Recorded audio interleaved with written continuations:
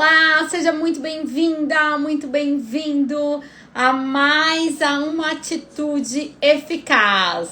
Eu estou fazendo uma série de vídeos para que a gente tenha atitudes eficazes e tenha mais produtividade ainda esse ano. Então, se você quer ser uma pessoa mais produtiva, ser uma pessoa mais eficaz, com atitudes que realmente vão florescer o seu negócio, o seu dia a dia, as suas relações, fica comigo nesses vídeos que eu tô te ensinando isso, tá?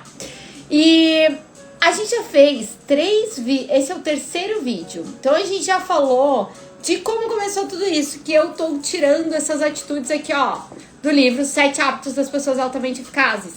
E aí a primeira atitude eficaz que eu deixei pra você é zero reclamação. Eu falei pra que você passasse um dia inteiro sem reclamar. A segunda atitude eficaz, a de ontem, era comece com o objetivo em mente. E aí eu quero saber se você que está assistindo esses vídeos está fazendo, está conseguindo colocar em prática essas atitudes? Conta pra mim nos comentários como é que tá sendo praticar essas atitudes. Tá conseguindo visualizar o teu dia com aquela melhor coisa ocorrendo? Me conta, tá se sentindo melhor? Não tá se sentindo? No final do ano, todo mundo fala assim, deixa pra amanhã, né? Eu divulgo muito os meus treinamentos, meus cursos, e aí entro em contato com as pessoas e todo mundo tá me dizendo assim, esse ano não dá mais tempo, esse ano eu não quero decidir isso, me chama depois de fevereiro que eu quero tirar umas férias. É o que tem acontecido com os seus clientes e com você também? É como se a gente não tivesse um mês, né? É como se dezembro não existisse porque já acabou o ano. E se o ano fosse feito de tão poucos meses, será que a gente conseguiria fazer muitas coisas? Deixo aí a reflexão, tá? Então, pra quem que é essas lives? Primeiro, quem sou eu, né? Eu sou Fabiola Simas, mentora de negócios. Se você não me conhece, em 2021 eu criei uma metodologia que eu chamo de Ser Negócio, onde através dessas ferramentas de coaching e de marketing, eu faço um estudo, um planejamento de alavancagem de marca, de alavancagem de negócio, né? Então a gente faz um estudo e eu entrego esse planejamento e também ajudo, assessoro na execução desse planejamento, do ponto de vista de marketing comercial de uma empresa, certo? Então esse é o meu estudo Ser Negócio. Paralelo a isso, eu acabei atraindo muita gente que estava começando no seu negócio e que não sabia como divulgar, como vender, técnicas de negociação. Então eu criei uma mentoria em grupo que se chama, que na verdade é um curso, é um treinamento, né? É um treinamento que se chama Clube Ser Negócio. Nesse treinamento eu ensino todas as ferramentas que eu e o cliente individual vamos fazer estudos e colocar a mão na massa aí, criando um planejamento. Eu te ensino a criar o teu próprio planejamento, a você fazer sozinha, né? Do ponto de vista de uma pessoa que tá começando. Deixa eu tirar aqui uma música que eu coloquei pra nós. E aí, o que acontece? Quando eu comecei lá em 2021, quando eu comecei meu negócio aqui online, eu comecei pensando nos arquitetos, certo? Eu tinha, na época, uma loja de móveis planejados. Os arquitetos eram normalmente os meus parceiros de negócio, então eles projetavam para mim, para eu conseguir vender os móveis, certo? E eu percebia que, apesar de eles estarem há anos formado, ter muito talento, saber muito o que estava fazendo, eles não conseguiam performar seus negócios por falta de conhecimento de marketing, por falta de conhecimento administrativo. Me parecia aquilo. Só quando eu comecei a ensinar e a criar aulas e dizer assim, assiste essa aula, pratica isso, isso, aquilo, eu percebi que eles não tinham o comportamento empreendedor, não tinham mentalidade empreendedora. Alguns ficavam muito na reclamação, reclamando que o mercado estava prostituído, que os apps estavam tirando, os aplicativos estavam tirando toda a clientela deles, que as pessoas estavam aprendendo cada vez mais a fazer sozinha e cada vez menos investindo em projetos. E aí foi assim que eu percebi que o que fazia com que eles não crescessem, os seus negócios, era uma maturidade própria de comportamento, uma maturidade emocional, uma maturidade de mentalidade, né? Se você fica naquela mentalidade da crença limitante de A arquitetura, ninguém mais ganha dinheiro com a arquitetura. A arquitetura não dá certo. A arquitetura não é pra mim. Se você fica nessas crenças limitantes, você não vai sair do lugar. Oi, Léo, seja bem-vinda. Como você está? Tá me ouvindo bem aqui? Espero que sim. Essa é uma série de lives que eu tô falando de atitudes eficazes. Atitudes que trazem resultado pro nosso dia a dia. Então, se você quer ser uma pessoa mais produtiva aí nesse final do ano e não ser aquela... porque nós estamos naquela fase que tá liberado prorrogar, né? Então tá liberado procrastinar. Ah, não, isso aí eu vejo ano que vem. Daí vai dar 17 de janeiro. Ah, não, quando as crianças voltar pra aula. Daí vai dar, as crianças voltam pra aula. Ah, não, depois do carnaval. Então, se você quer ser diferente, não estar na manada e ainda fazer coisas ainda esse ano, ser produtiva ainda esse ano, se você acredita que ainda pode, se cabe mais aí no seu dia a dia, fica comigo nessas lives. Essa é a terceira live. Então, é uma sequência de lives. Da onde que eu tô tirando essas atitudes eficazes? De um livro chamado Os 7 Hábitos das Pessoas Altamente Eficazes. Esse livro, do Stephen Covey, ele fala primeiro da nossa vitória particular, para depois a gente conquistar a nossa vitória pública, né? Então, antes de a gente querer influenciar o outro, a gente tem que ter domínio sobre nós mesmos. Se a gente não tiver domínio sobre nós mesmos, a gente não vai ter domínio sobre o outro. E aí eu volto na historinha, que tudo isso, meu ensinamento de marketing, de vendas, de branding, começou observando esses arquitetos. E aí eu comecei a ensinar minha consultoria, a ensinar, a querer aplicar, mas aí eu percebi que eles tinham um pouco autoconhecimento a respeito deles mesmos, que eles tinham um pouco auto-olhar sobre o seu comportamento para realmente julgar e perceber que muitas vezes o problema não era o mercado, não era o cliente deles, e sim o comportamento deles. Quer ver uma atitude simples que eu vejo que todos os empreendedores erram e eles erravam muito? Contrato. Por exemplo, eles iam lá, conversavam com o cliente, acordavam um determinado direito de alterações de projeto, né? Ó, a gente vai fazer o projeto, vou te apresentar o projeto, você tem direito a 3 alterações, né? E aí o cliente começava a pedir 5, 6, 7 alterações, eles começavam a trabalhar muito mais horas do que estava previsto em contrato e não conseguiam mostrar isso para o cliente. Olha, a gente tinha lá no contrato escrito isso, isso, aquilo. Não conseguiu ter a atitude de conversar com o cliente, dialogar sobre aquilo. Mas o cliente percebe que ele está se passando. Só que enquanto você permitir, ele vai continuar pedindo alteração. Então, é uma questão de maturidade, de posicionamento, de você se valorizar e valorizar a sua hora e dizer, olha, minha hora custa cara, a gente tá na 5ª alteração. Sendo que o briefing foi muito bem feito. Vocês aqui trouxeram uma nova informação que não tinham anteriormente, porque é natural, né? Quando a gente tá falando de projeto, é natural que o cliente comece a viajar, a visitar novos lugares e a conhecer novos ambientes e aí querer acrescentar aqueles detalhes no seu ambiente que ele tá sonhando em criar para ele mesmo, né? E se uma reforma nunca para, se a gente quiser, porque sempre vai ter algo novo que eu vou querer colocar. Do cliente também, sempre vai ter algo novo.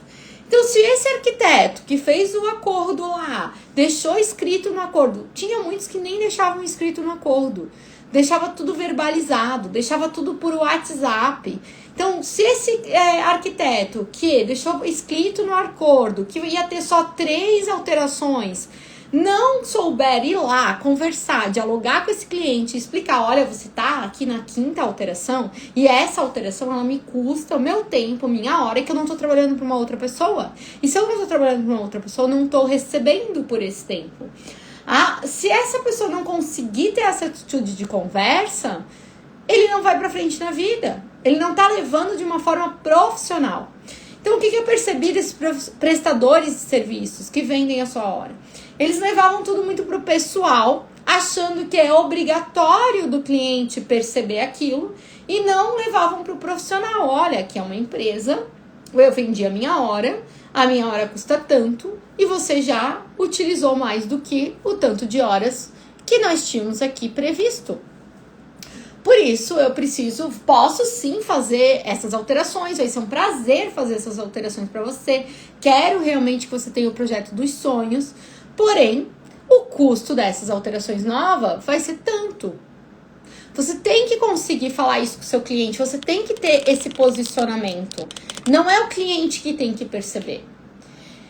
E para ter esse posicionamento, você precisa de autoconfiança, de segurança. Você precisa estar muito bem pautado nos seus valores, nos seus princípios. Perceber que você está fazendo dentro da sua própria ética. Se você não tiver muito bem pautado em tudo isso, você não tem clareza. E aí que entra esses hábitos, dos 7 hábitos das pessoas altamente eficazes. Então, o primeiro hábito é a nossa autorresponsabilidade, é a nossa observação das nossas emoções, perceber que a gente muitas vezes coloca na posição de vítima. E aí eu deixei como a primeira atitude eficaz, perceber quando você está reclamando e mudar um anel de lado para que você diminua a sua reclamação. Porque a reclamação é só gasto de energia, gasto de tempo e não vai alterar nada. Você tem que saber lidar com as situações, certo? O segundo hábito é comece com o objetivo em mente. Para que eu comece com o objetivo em mente, eu tenho que ter um objetivo, uma clareza de onde eu quero chegar com esse meu empreendimento. O que eu imagino de futuro para esse meu empreendimento de arquitetura aqui?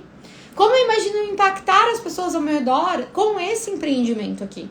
Eu, Fabiola Simas, como que eu quero impactar o mundo com esse meu empreendimento aqui? Eu quero levar um marketing mais humanizado, eu quero levar um marketing menos agressivo, né? Um marketing mais fluido. É isso que eu quero levar para as pessoas, né? E eu tenho que saber o que eu quero para saber se eu tô fugindo do que eu quero ou indo pro que os outros estão dizendo que tem que ser feito, ou se eu tô fazendo o que tem que ser feito. E até interessante, outro dia eu tava conversando com uma cliente, ela começou a me falar, não, porque a venda aqui tem que ser mais agressiva, porque chegou a hora do mercado ser agressivo, e isso, aquilo, ir pra cima mesmo dos clientes e tal. Não é esse o estilo que eu vou te ensinar a vender, não é esse meu estilo de marketing.